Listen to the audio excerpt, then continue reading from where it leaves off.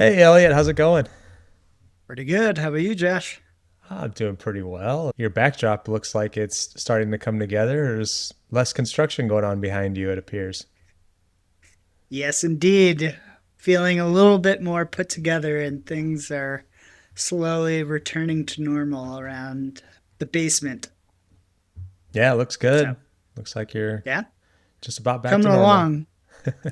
Well, at least you can see just right up here. Pay no attention to down around these areas. That's always the trick, in the whole like work from home space. You just make sure that whatever is directly behind you looks somewhat presentable and everything in front of you can be total chaos.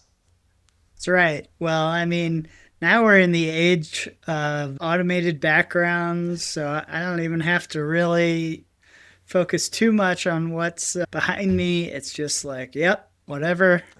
The moneymaker is good. We're all right.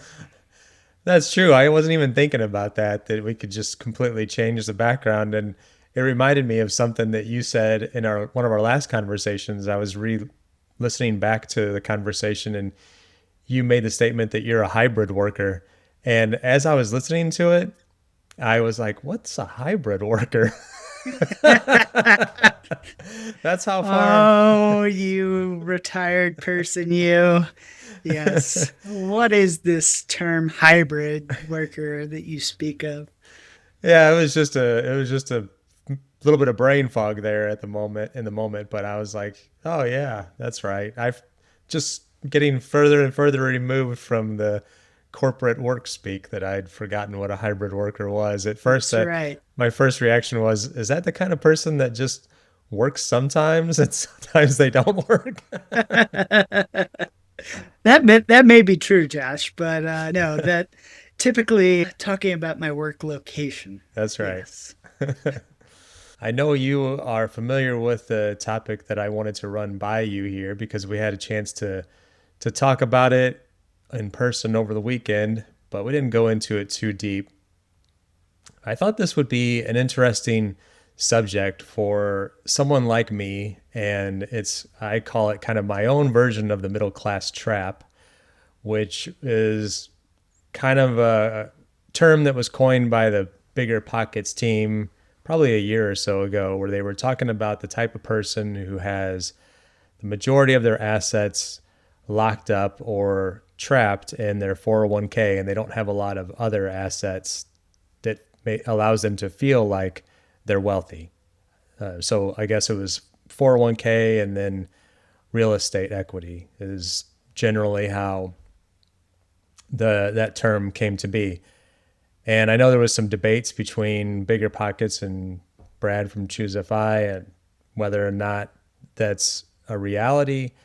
And they discussed it. And I think one of Brad's arguments was that if somebody has been saving for a significant amount of time and they have grown their assets in their 401k, they probably have substantial assets. They had something left over that they were putting into other assets, such as a brokerage account or any other number of things that has allowed them to have some more flexibility. As I was listening to that debate unfold about a year or so ago, this was, I think, either right before or right after I retired, I kind of found myself in that camp where I was like, well, wait a minute, this is very much me. And I actually discussed this whenever I did my presentation for our local Choose FI group, and I think some folk kind of called us out on it a little bit, like, "Hey, you're in a situation here where most of your money is in your 401k, a pretty significant amount of your net worth is." So I thought I was going to talk through kind of where we currently stand with the kind of the thought experiment of if we were to make a pretty significant one-time purchase or maybe a couple over a period of time, a couple large purchases over a period of time, I'm making the argument that it might make sense for me to withdraw directly from my 401k early. I'm not at 59 and a half yet. I don't have any kind of other like a 72T setup or anything like that. My wife's still working and I've ran through the numbers and I know what the penalty is. And I thought, let's just talk through it and see if am I missing anything? Is there anything that's maybe more optimal for me to access some of this money earlier and just take the hit? Sound good? Sounds good. So before we dive super deep into the topic at hand, I'd be curious on where you kind of came out on that idea of the middle class trap. I mean, to consolidate all of the the nuance back and forth, I would say that Mindy and remind me the her co-host name. Scott? Yeah, Scott and Mindy had said, you know, this idea of this middle class trap and kind of set it up, and Brad really pushed back on that pretty hard and really said, these are choices that you're making, and ultimately, you're beholden to the choices that you make. So how would you find yourself on that part of the fence before we dive into the topic of tapping your 401k early potentially? So are you asking if I kind of land on one side or the other? Yeah, if you kind of subscribe to, yeah, I really think there is such thing as this kind of middle class trap, or is it just a byproduct of the choices that you make, especially, and I get that obviously Scott and Mindy and to an extent yourself are all coming at many of these choices or reflection of where you're at from being more heavily invested in real estate than certainly Brad or myself are. Yeah, I think I would say that I agree with both of them to an extent. And this was something that I I think for the longest time it was a blind spot of mine where I didn't really clearly identify what the best routes to take for long-term flexibility would be. I know in your case, if we were to look at like my overall portfolio net worth compared to yours and the liquidity, quote unquote, liquidity of each, yours being more heavily in, or not, I guess more heavily, but more balanced across brokerage accounts and even Roth IRA, you have additional flexibility that you can get at that money without a significant tax implication. And I think so on my side, you always hear you can't touch your retirement until you're 59 and a half, or it's suboptimal to touch your retirement accounts until your tax deferred accounts until you're 59 and a half, unless you were to set up something like a 72T, which is substantially equal periodic payments where you're withdrawing that money on an annual basis and you're foregoing that 10% additional tax penalty. So to an extent, I do feel like that money is somewhat trapped. Maybe not necessarily the word that I would use. It's just a little bit harder to get to, and there's a little bit more consequence associated with it. And I think on the other hand, to the way that Brad has argued it, I mentioned that his one argument was that he said that he thought that people who were in this community in this situation probably had invested in other ways that provided them some flexibility. And I was like, well, I've been listening to this stuff since like 2012. And for whatever reason, it was like you said, I did lean more heavily towards real estate. And then I think it was an early Mad Fientist article that I read many, many years ago where he was like, hey, defer all those taxes and that'll give you the most optimal tax situation, basically, right? yeah. And I was like, well, set it and forget it. Where Lori and I were both maxing out our 401ks for a period of time. And then there wasn't a whole lot left over, honestly. We just didn't have much additional, I guess, cash flow that allowed us to invest anywhere else besides that. So very small amounts in brokerage accounts, very small amounts in comparison across the entire net worth to our 401k tax deferred accounts. That's fair. What about you?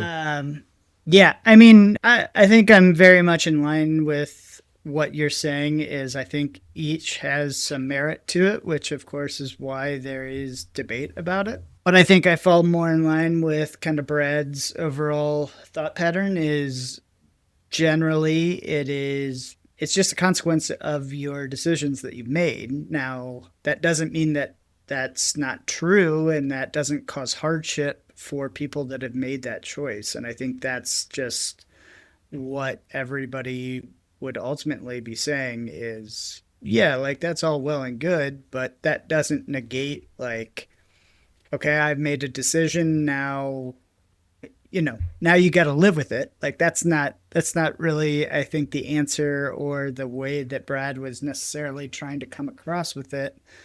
But in some ways, I think it came across that way. Yeah. So, Yeah.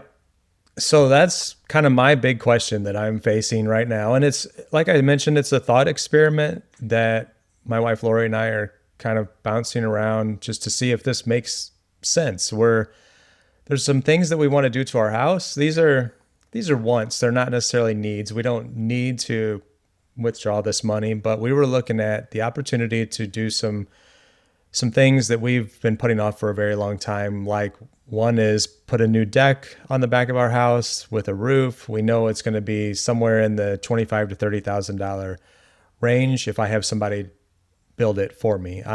It's something that I could probably do myself, but I don't really want to do it anymore, Elliot. And I'm looking at like, yeah, this is a big one. This lumber is very heavy, and if I had a crew, I could probably do it myself and avoid injury. But at this point, I'm like, maybe I take a few chips off the table and hire a professional and get it done right. So I thought I'll go ahead and be as completely transparent as I possibly can, share all the real numbers and talk through those. And I'll go through it pretty quickly, but I'll stop a couple points along the way, and you can let me know if it makes sense or if I'm off mark a little bit. So total net worth, I'm within sneezing distance of 3 million. That's like a little over 2.9 now. And today I know was a really good day in the market. So if I were to rerun this, I might be crossing that next milestone there. But if I break my net worth down a little bit, I have cash of approximately 65,000, and that's 26,000 of that is business and 39,000 is personal cash. And then across all of our investments, we have 1.5 million, which 1.4 of that is tax deferred. So that's our 401ks. And then we have about 95,000 in a brokerage account. And then for our real estate, we have a little over 300,000 in our home equity, which is paid for. And then we have a HELOC that is open that does not have any debt on it for $135,000 draw limit. And then that's a 7.75% variable. So that doesn't necessarily have anything to do with our net worth, but I wanted to put that in there as a potential option for somewhere that I could withdraw money from for this project.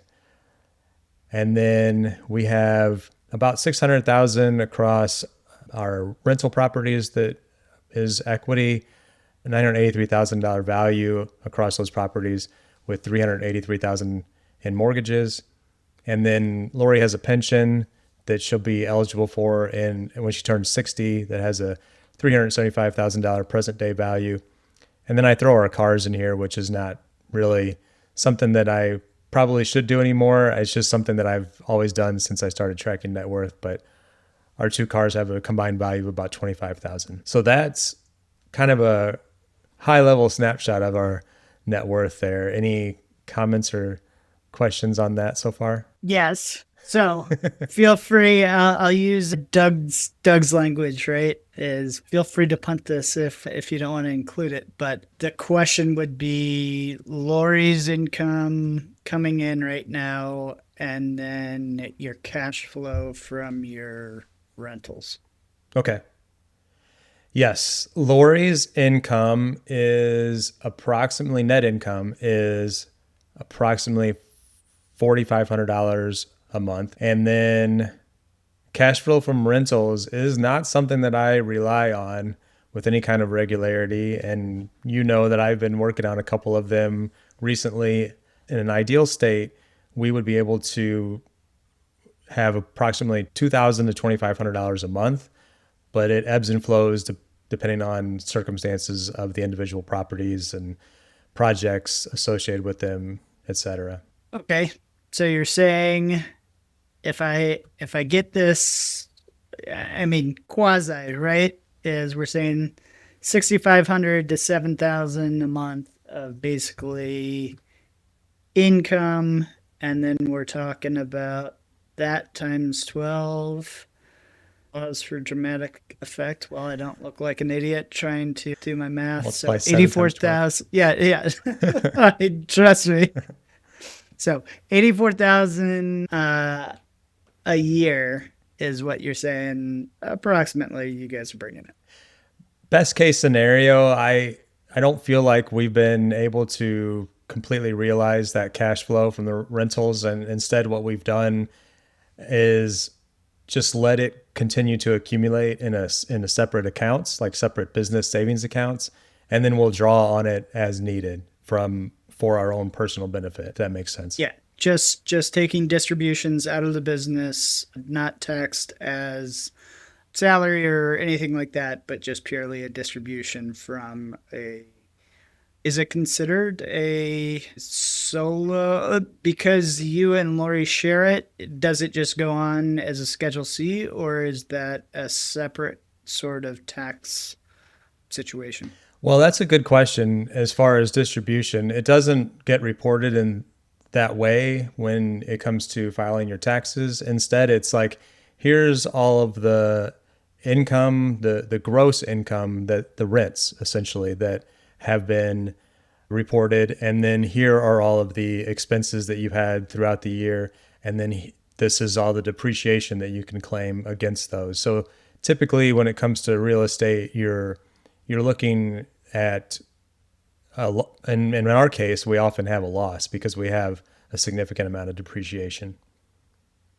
Yes. Yeah, that's generally the whole plan with real estate, right? Is that you're not paying taxes on theoretically the money that you're making. You're having somebody else pay your mortgage down, and you're getting cash flow simultaneously. So Correct. all right.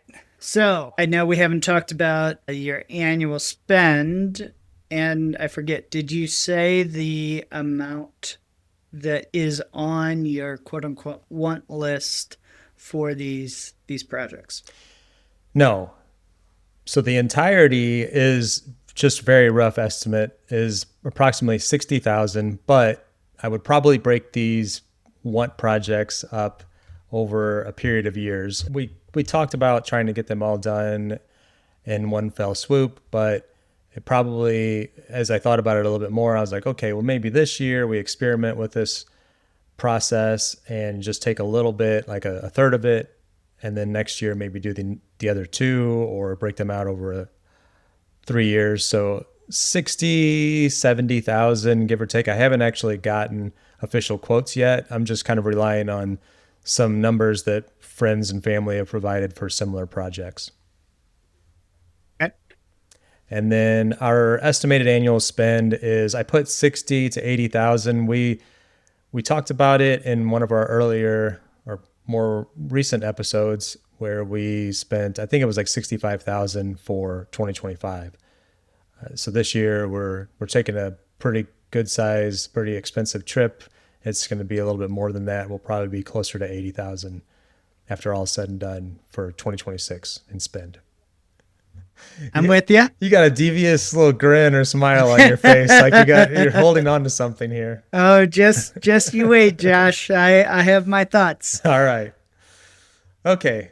So those are the projects. The projects are a new deck, a fence around our property, and some hardscaping that we want to have done, just terracing our backyard.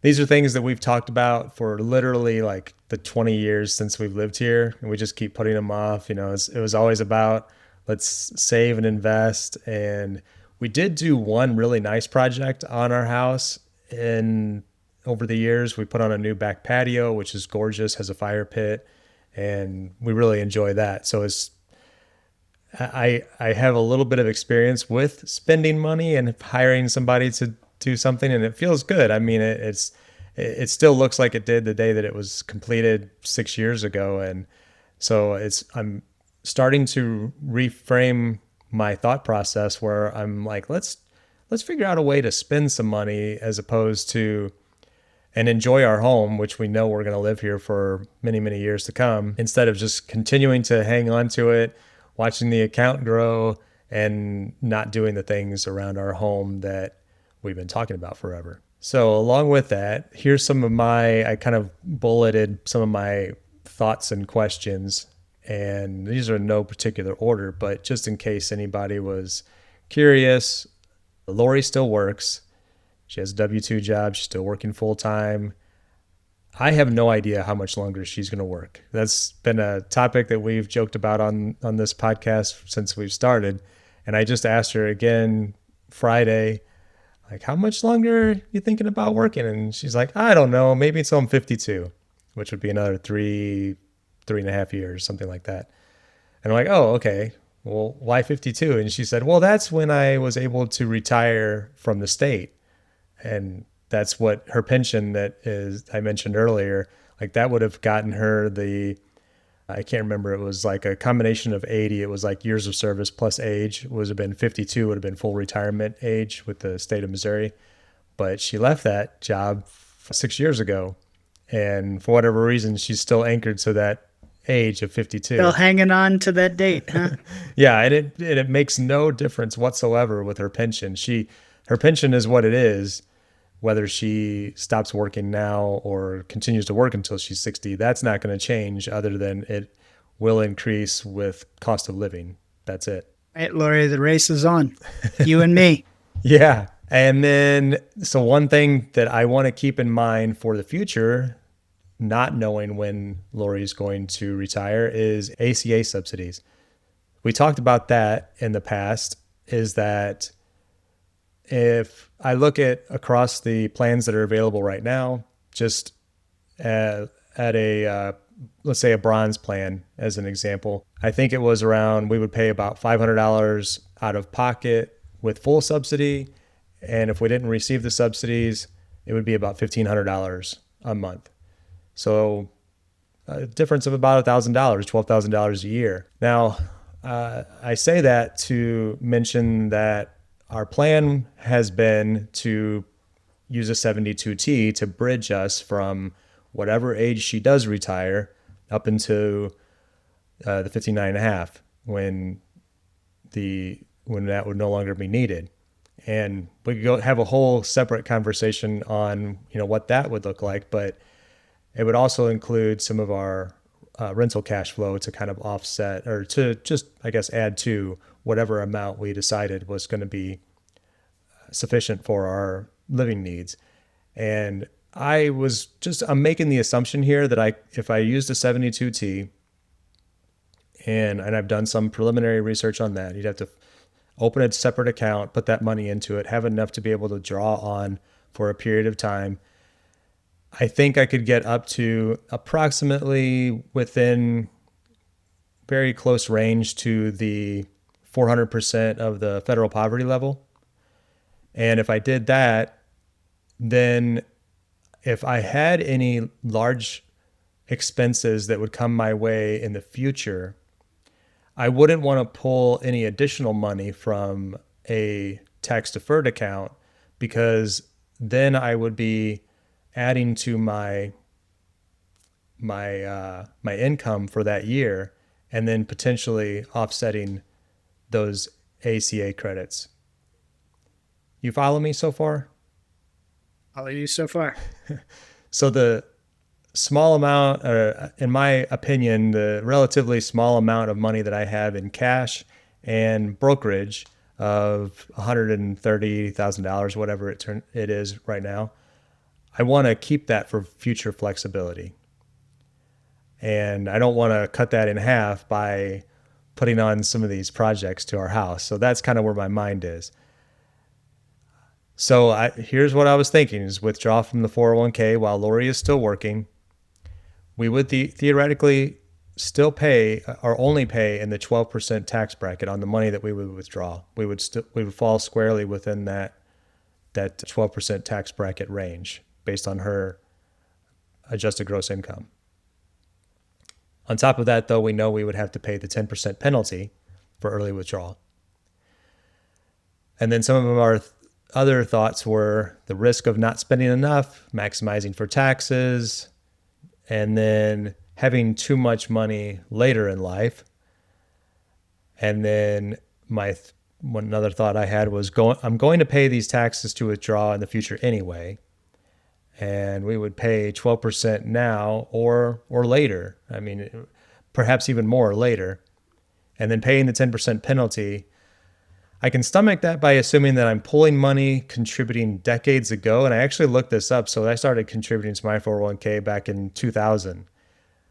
I know I didn't contribute a significant amount in my early working years, but the S&P has grown 6x in the last 25 years.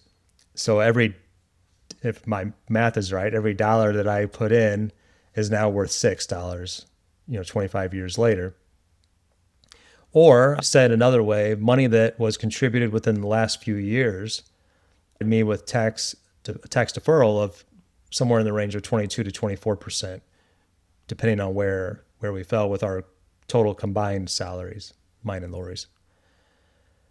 And then, so looking at it from a suboptimal perspective and just trying to think of it through like a devil's advocate situation. So we know that we would forego growth, but couldn't the same be said of any money that we would be potentially spending or investing along the way anyway? At some point we have to draw on our money that we've saved. And in my opinion, it's like, if I have to pay that 10% penalty, that's almost like the cost of, well, I just had a suboptimal plan. And then conservative projections show that we won't spend our nest egg over our lifetime. You and I have talked about this. I haven't actually talked with a financial professional yet. That's something that I think we will do as Lori gets closer to pulling the trigger. But I use Empower, and I'm in the 99%, 98% reliability for my plan over the course of my lifetime, no matter what age I choose as the endpoint.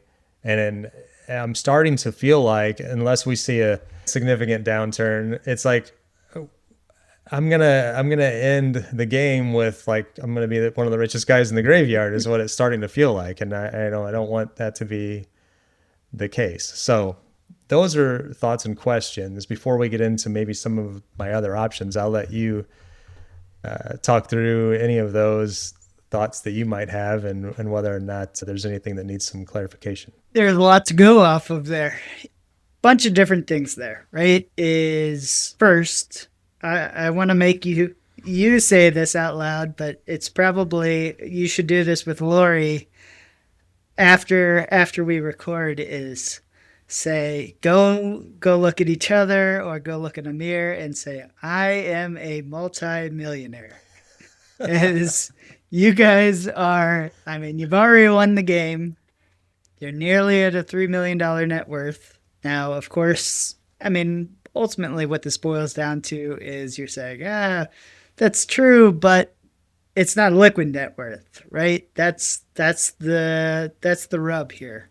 Is, sure, if I just had $3 million in the bank, this would be a lot easier than the situation that I'm currently in. But what I would say here is, okay, so historically, you have spent, let's call it $60,000 to $65,000. If we multiply that by our good friend 25, let's just I'll put it 65 just to be a bit more conservative. That's 1.625 mil is the 4% rule on your, I would say, your normal spend. Now, given that you have an elevated spend this year, right? You're taking a nice trip, you're thinking about doing some other things.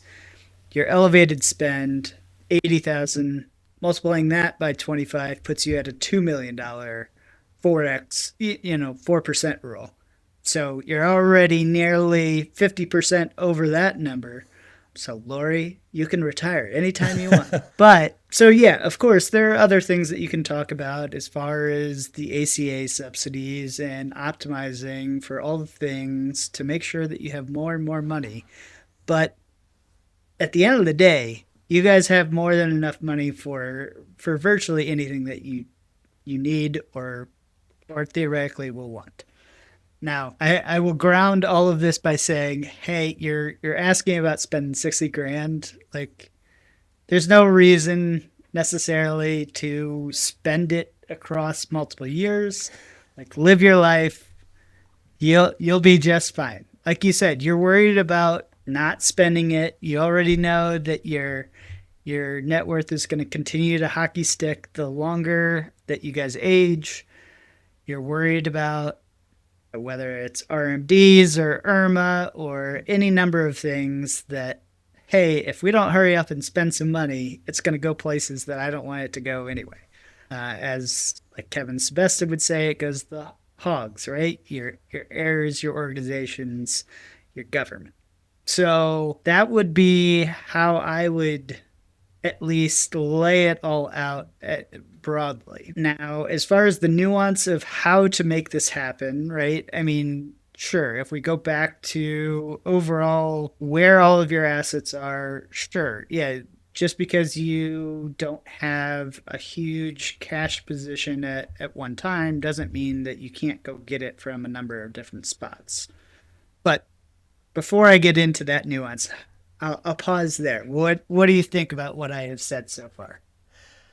I think that it is what what I agree with what you've said so far, but I know one of the things that I'm coming to terms with, you said go tell yourself that you're a multimillionaire, having the question with each other, hey, we're multimillionaires. I do that with Lori. The funny thing is that I feel like she's a lot more conservative than I am, because even after we talked to you on Saturday at the brewery, she was like, I know you guys are talking about assets, but you know what? That doesn't mean anything to me. She's like, I don't see, whenever I'm paying the bills, it doesn't feel like that. And she's looking at it she's looking at the checking account, Yeah, from a cash flow account. Yeah. And I'm looking at it from a much higher level. I'm sharing that with her, but she's like, I don't see that. That's not coming into my immediate, cash flow. So, I mean, of course, there's lots of ways that you could fix that. And if there are, I mean, we've talked about this before, right? I would have to do more math on more math live here, and I risk screwing everything up. But even if you were saying, let's say, I'll just do it. Let's be optimistic about your cash flow and say you're getting $2,500 a month and multiply that by make an annual number. You're getting 30 grand a year in cash flow. 30K over your 600. It's not even really over 600. It's on your 600 of equity, right? Right. I don't know if that's the right way to look at it, or if it's even better to look at it over, it's really your 983,000. For my purposes, right? I look at it. I look at it based on the equity, not necessarily the overall value. But I don't know if that's necessarily the right way to do it. I think I know where you're going with that, as far as like what percentage. I mean, you're generating like a 3% return on your cash flow, which isn't great. Yeah. Right. Yeah. Yeah. Like you said, you just looked at the market. I mean, okay, so even if I turn around and I do that and I put your 30K over your 600,000 of equity, right? That's still a 5% return. I mean, sure, it's a near guaranteed return, right? But that doesn't mean that you don't have your big scaries that come up, where, Yeah. hey, a roof happens, you have a tornado that happens to hit St. Louis and causes problems. Any number of things, right? Yeah. Is like I have famously said in one of our previous episodes is my best friend VTI doesn't wake me up in the middle of the night to say anything. Yeah. Um, so if Lori wants a more flush bank account, I mean, there's a way to obviously get that that I think would allow her to sleep easier knowing that not only do you have a large piggy bank, but it's at your disposal if you want it to have access to do so. Now, I am by no means a tax expert nor a financial expert, so don't take anything of what I say as advice. But yeah, I mean, I'm sure there's tax advantage ways of selling off those assets if ultimately you're trying to convert that position into something that is more liquid. Now, I'll set all of that aside to say, sure. I mean, you've got you've got cash today that literally could pay for what you're looking for. Now, of course, I know that you've talked about flexibility. You've got a taxable account that you could tap. You've got a HELOC you could draw off of. Um, any of these number of different ways that I think you can go about this, you know, um, and in many ways, I think are potentially better than I think the potential of early withdrawing from your 401k. So I'll pause there. I was talking a lot again. No, that's okay. It does come down to psychological versus logical. And I think that having the money, like the brokerage account, like the cash, there for the potential future emergency. Like I feel better, and I know Lori feels a lot better knowing that like that money is at our fingertips as opposed to further away, further removed in a location that is less liquid or less accessible. And so maybe said another way, I would be more I would be able to sleep better at night knowing that our tax deferred accounts were going down with the reassurance that we still had some amount of liquid cash available to us in cash and or brokerage. Now brokerage will go Sure. down along with it, but it was just being there. That way we're not, if we were to do something like this, we're not selling at a loss. We're not withdrawing whenever in a down market. So I guess that's one side of it. And maybe to comment just for a moment on your real estate points there, I'm with you. I mean, I go back and forth with it. I see the value in having real estate for the long run. And, like Chad Carson likes to say, it's like planting a fruit tree. Now, some of these trees I planted 10 years ago and they're still not bearing much fruit, but some of them I've only had for a couple of years and I'm still pruning and growing and doing all the things to try to make them healthier. But I did actually use ChatGPT earlier today, and I was like, what would happen if I just, hey, can you evaluate my entire real estate portfolio? And I put in all the information that I possibly could. It asked me more questions. I gave it that, and it came back with essentially the same percentage that you gave me there, where it was like overall you have about a 3% return, and that's not good.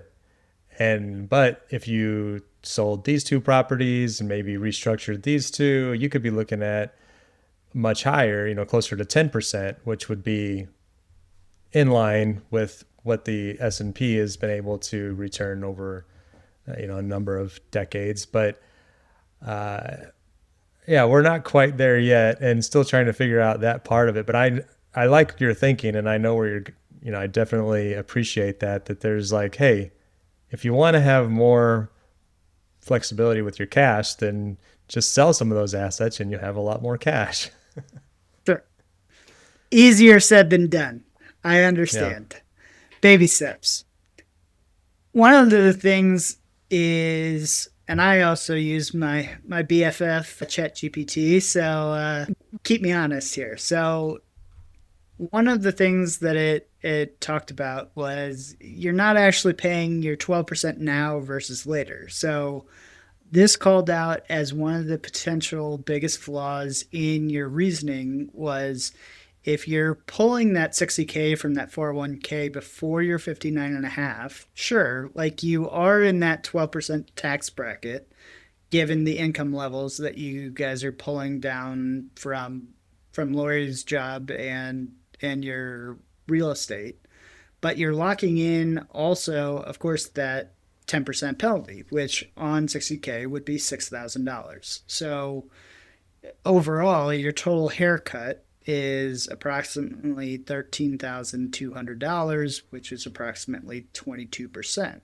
So to net 60K, you're going to need to have to pull closer to 75K to get closer to the actual withdrawal mechanics of what you're trying to do. And basically you're voluntarily, putting that 10% loss and accelerating your taxes to right now to manufacture that that spend that you want to get to. Yeah, I think I understand that.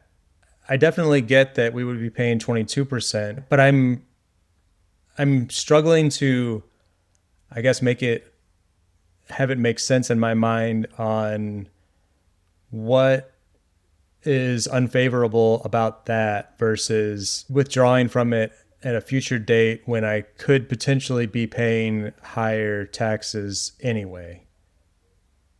So my thought pattern would be why would you be paying higher taxes later when you aren't bringing in an income?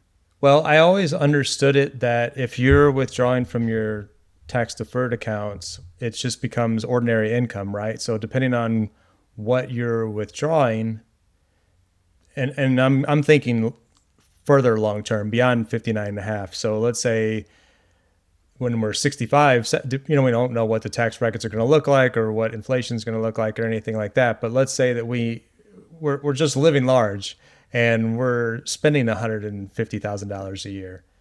Aren't we going to be paying whatever ordinary income taxes on those withdrawals at that time anyway? You're right. Is sure if you were to just pull your income out of your 401k, that's just taxed as ordinary income. So it's you no longer have that 10% early withdrawal penalty. Every dollar withdrawn is just added to your taxable income. It's taxed at your marginal federal and possible state income rates, so on and so forth. But obviously, I think part of that is the superpower of being in the FI community. Now, of course, this is somewhat complicated with Lori continuing to work, is that if she didn't work, then theoretically you can start to draw money in out of those tax deferred accounts in more tax advantage ways. So whether that is, like you said, it could be a 72T, it could be Roth conversions, it could be any number of ways to fundamentally change that money from one side of the ledger being tax deferred to your quote unquote tax free bucket, right? Yeah.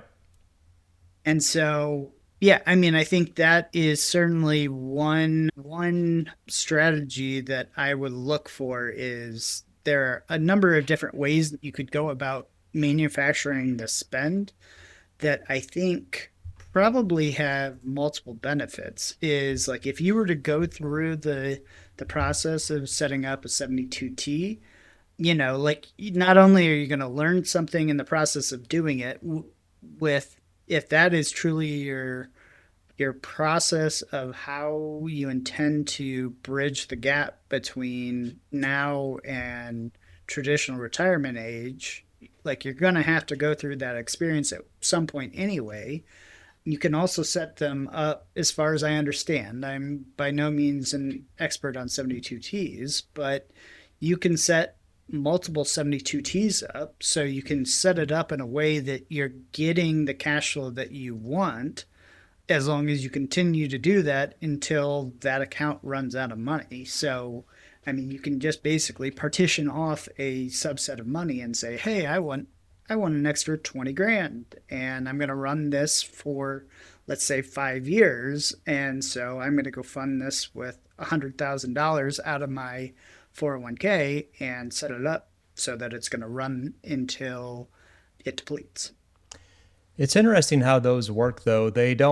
It doesn't allow you to just take the amount of money that you desire and multiply it by the number of years. It's significantly more. And I can't remember what the terminology is, but in order to fund a certain amount of dollars for a certain amount of years, it's required that you put in significantly more. And then it's almost like to avoid running out. And well, we'd have to do. I'm not in a position to talk through all that now, but I had kind of the same assumption that if I wanted, like you just said in that example, if I want to spend $20,000 for 5 years, I need $100,000. But it's more complex than that, in that it looks at like your age and a whole bunch of other variables, and it requires you to put in significantly more so that you'll have an amount once that time frame is over, and then that just rolls back into a traditional IRA from that SEP IRA or whatever it's called. But Interesting. we're going. All right. Well, yeah, we're off the reservation. So Yeah. yeah, that sounds like a good future episode that we should dive into. Yeah. But anyway, I mean, I think that there are a number of different considerations. So let me run through these, and then I have a few potential options. So the other piece is that the opportunity cost is bigger than it looks. So your statement about it already grew 6x, I mean, I think that's very emotionally satisfying, but overall is a bit mathematically misleading. So because that 6K, 60K, it compounded at 6 to 7% over 20 years, that, is between, let's call it, 190 and $230,000. So you're not just spending 60K, you're also spending that future optionality and tax deferred growth that would go along with that. And I get that, of course, you're saying, well, hey, I'm already going to have all this money that's going to go somewhere that I don't want it to go anyway, so who cares?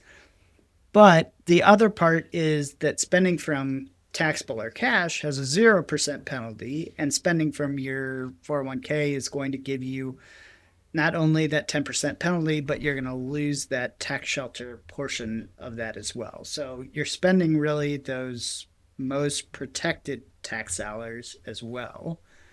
And then the other part that your balance sheet is kind of saying is, so you have 65K in cash, 95K in taxable, you have a HELOC, you have strong rental equity and cash flow, you have nearly 1.5 in tax deferred, which is the hardest money to get at efficiently. So that's why, this is the whole setup of, like you said, liquidity is tight but wealth is high, of this middle class trap. But I think that just doesn't justify breaking your 401k. So a couple of options, and once again, I have looked through what my buddy Mr. ChatGPT has said here. It says, so option A, use cash and taxable as the most rational. So you already have a bunch of liquid money. I know that obviously you're talking about other things that you want to save that up for, but hey, if you spend 60K, that already leaves you approximately a 70,000K buffer, no penalty, no forced tax acceleration at that 12% bracket, keeps your retirement accounts intact. Your concern about flexibility is valid, but you're trading that flexibility for guaranteed penalty by using the 401k. And that seems a bit backwards. What do you think about that? Well, it's interesting. Like you said before we started here with the ChatGPT, it's all about the prompts that you put in. I took this exact document that I shared with you and I used it as the prompt. I don't know if you followed the same process. I did. Yeah. And it came through with a series of suggestions and scenarios. And one that it kept getting hung up on was the ACA subsidies. And I finally told it, I'm like, hey, I don't know how much longer my wife is going to work. She's probably going to work for like another 4 years. And it said, oh, well, that changes everything. And then it came back and it told me that the most efficient way to do something like this would be to do a hybrid approach. It calls back to our earlier comment about a hybrid worker. We could take that a lot of different ways, but it suggested to me that it said, this is not financial advice, just synthesis. My likely approach in your shoes is that in year one, let's do the deck, $25,000. Fund using $10,000 from cash and or taxable, and then the remainder pull from your 401k. And then year two, it says do one of the other projects and repeat similarly. And then I think one other thing that I did add in here that I may not have had on this document, I'm not sure, is that I said whatever I had left over. Oh no, I do have it in the document. It says do Roth conversions up to the 12% tax bracket and refill for future years, if I'm thinking through that correctly. And so it did say continue to do Roth conversions because I could do that this year no matter what. My thinking there, going back to this quote unquote middle class trap where a lot of our money is tied up, if I did conversions and paid the 12% this year, in theory, I could touch it 5 years from now. So it kind of refills these cash / broker, the liquidity. It fills the liquidity buckets a little bit for me. Mm-hmm. We just can't touch it for a while. It also says that it preserves your healthy liquid reserves. And it goes back to the psychological part of this and avoids large single year spikes. And then you should reassess annually. So it was in favor of withdrawing from 401k, just using it more, less aggressively, I guess. Interesting. All right. So let's hear some of these other ones. So this next one sounds similar to what you just said, but it doesn't advocate for going to the 401k. So it's saying it's basically a partial pay plus a slower replenish back to your reserves. So using 40 to 60k from your cash or taxable, and then you're replenishing it via those funds essentially back from your rental cash flow, ongoing income while Lori still continues to work, and then pair that with Roth conversions while you're in lower tax brackets. So that aligns with your bracket strategy of that 12% and really making the most efficient use out of that tax bracket. Yeah. And then I was going to mention replenishing from rental cash flow was definitely an option that I had in mind where I thought, okay, well, if I just took the money from the brokerage account and then I made a conscious effort that I'm going to backfill it. I mean, I'm still losing out on some of the potential growth over a period of time, but it's essentially just like putting back what I've borrowed from myself. Let's call it that. And I ran that idea by Lori and she was like, no.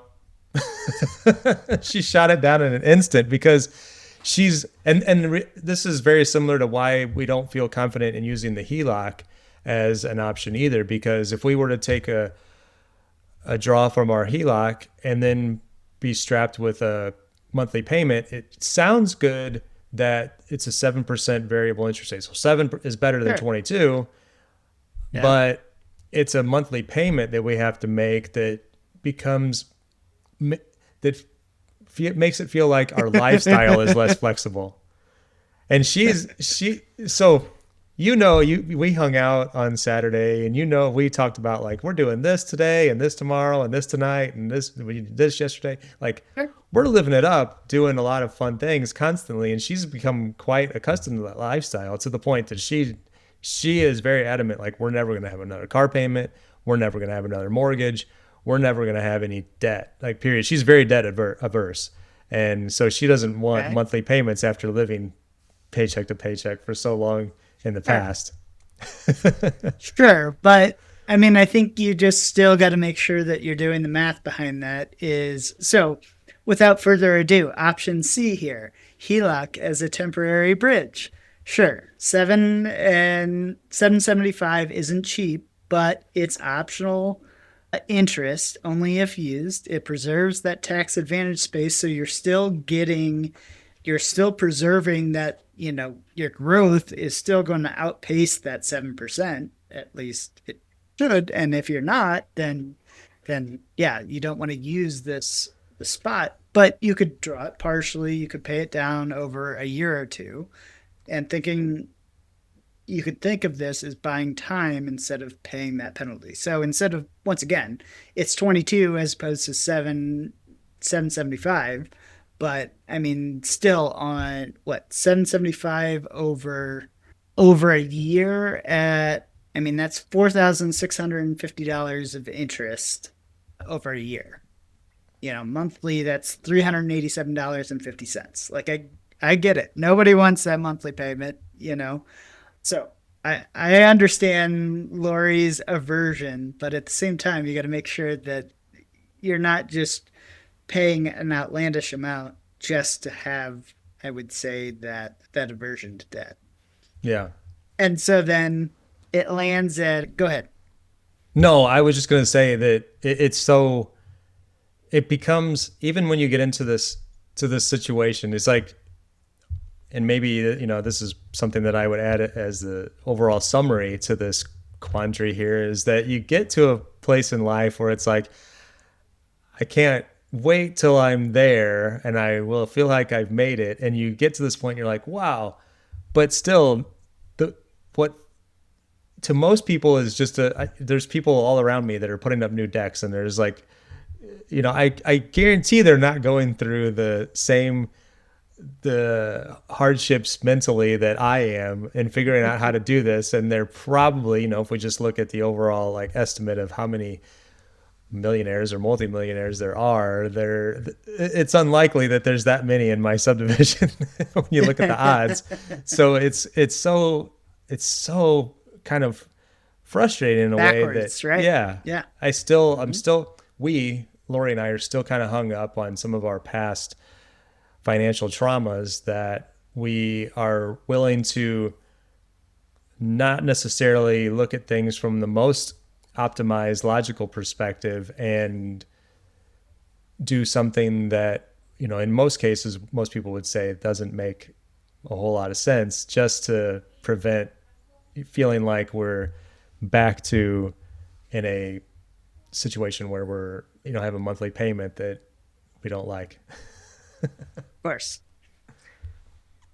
Yeah, I mean, so finally, I mean, I would say the we won't spend it anyway argument. So this one's kind of subtle, obviously. I mean, while we talk about die with zero quite a bit just in the community, I wouldn't say the goal isn't to die with zero. I don't think that that's necessarily should be everybody's goal. I think it's spending from the right accounts to live the life that you want to live and not be the opposite end of this, scenario either. Like you don't want to die the richest man in the graveyard, but just always think about, I mean, typical drawdown is you're going to draw from your cash or your taxable first, then you're going to go to some sort of, whether it's Roth conversions, 72T, like whichever way that you start to try and get at some of that other tax deferred money, I think is generally the strategy next. And then finally you have that tax deferred money at the very end.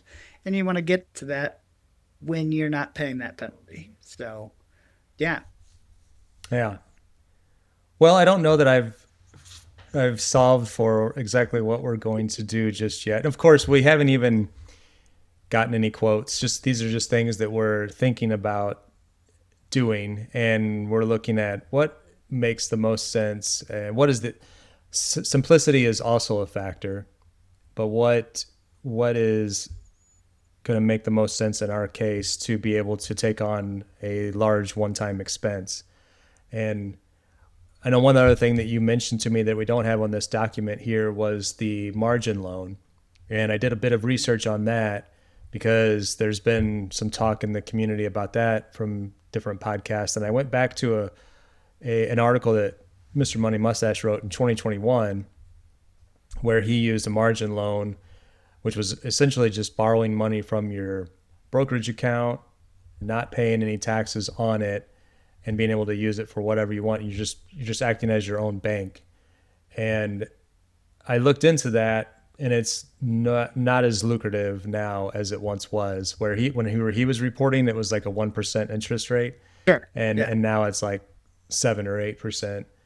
And the ChatGPT said that's probably not a good option for me. In fact, it said it was the least favorable across all of them below a HELOC. And it said because my brokerage account is relatively small at 95,000, we run the risk of margin calls, and rates are definitely higher than the HELOC is currently, and it introduces a lot of market fragility.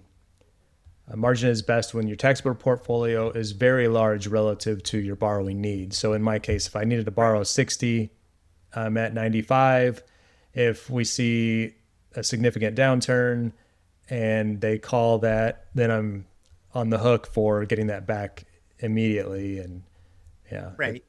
Yeah. I mean, that's what it is. Some of the other people in the community, I think, just have a very, very large taxable account. And yeah, that's where, you know, yourself and me to a large degree, it's just I don't have a lion's share of my money in my taxable account. I tried to be a little bit more quote unquote tax efficient with my money, but really back to the heyday of, Mad Fientist talked about it more than anything else is like, yeah, you should put your money in tax deferred, go do your Roth conversions. And mm-hmm. I mean, really still like he's gone through and updated his post about that slightly, that I think even he makes the case that the 72T slightly edges out the Roth conversion these days and allows you to be,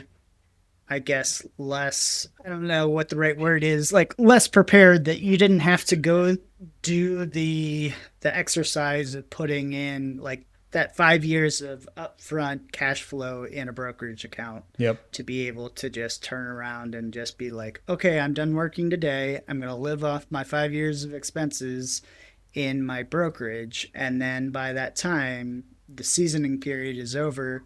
As I've been doing my Roth conversions, you kind of get away from that whole piece if you do the 72T. Mm-hmm. So And that was, sounds like we got a great future episode. yeah, that was my, Whenever we figure out the mechanics. yeah, exactly. That was my general idea on it. And I have done a little bit of math on that. And so we can talk about that later. But yeah, I'll get back to you on how we decide to move forward with this. And Lori's already said, just get some quotes. Let's go from there. She's like, stop work. I mean, she always asks whenever I say, hey, what about doing this thing? She's like, okay, where are we getting the money? How are we paying for it? That's always her first question. And so I introduced some of these thoughts to her, and she was like, okay, yeah, I don't care. I trust you. If we're taking like 1 or 2% out of our 401k to fund this, and we're doing it once, probably like we don't see any need to do this next year or the year after that. It'd just be like a very short time period that we would do something like this, or a very small amount. So I think she was in favor of doing it, as was I, but you've given me some things to think about, I was unfortunately. going to say, you want to shoot yourself in the foot just once, huh? No, no. I say it in jest. Obviously, I mean, I get that it's it's more emotional than anything else. Mm-hmm. I think the math would would be more on my side to say, yeah, don't do that. That I think that there are some other ways and tools that you have at your disposal. But I mean, I understand. I think is the best way of putting it. Is the flexibility and optionality of having a large cash position, like a cash position right now that you guys have, even to just fund the project as it stands today. Sure, that puts your reserves at zero, but you also have a HELOC as a backdrop. You also have cash flow that's coming in. You have a spouse that continues to work. Like you do have many layers of being conservative on the backside that I think, while you're worried about flexibility, you potentially can make a move that you're locking in a less optimal position. But Yeah, I get what you're saying, and I think it's funny that I think to myself that I am becoming less conservative from that standpoint. Like mentally, how I'm thinking through life, just the horizon and like our lifestyle and our spending and the things that we like to do and don't like to do and the expenses that we have and just all of that. I look at it and I'm like, man, we like Lori does not need to work. I know that, and I tell her that all the time. She just chooses to, and we probably oversaved. Like there's some of these things that I wish that I would have done that I would have spent, and you've done a really good job of that. I feel like, and having these conversations is helpful for me. But even as I try to tell myself that I'm becoming less conservative, I still, just in your feedback, I obviously I'm not quite there yet, and I still have more work to do. well, I just say, even if you were to spend 80K sitting at your net worth of 2.9, that leaves you at a 2.7% spend for the year. So, Lori, I hope you're listening. Yeah, I need to play this for her for sure. That's right. All right, well, this was a long Well, one, Elliot. it was a long one. I didn't mean for it to Oh no, do it's not that, you. but I think it It's a was good a conversation. good conversation. Yep. All So right, as sir. Well, always, if you thanks for stuck listening. along with us, yep. Thanks for listening, and we'll catch you on the next one. Yep. See you later. See ya.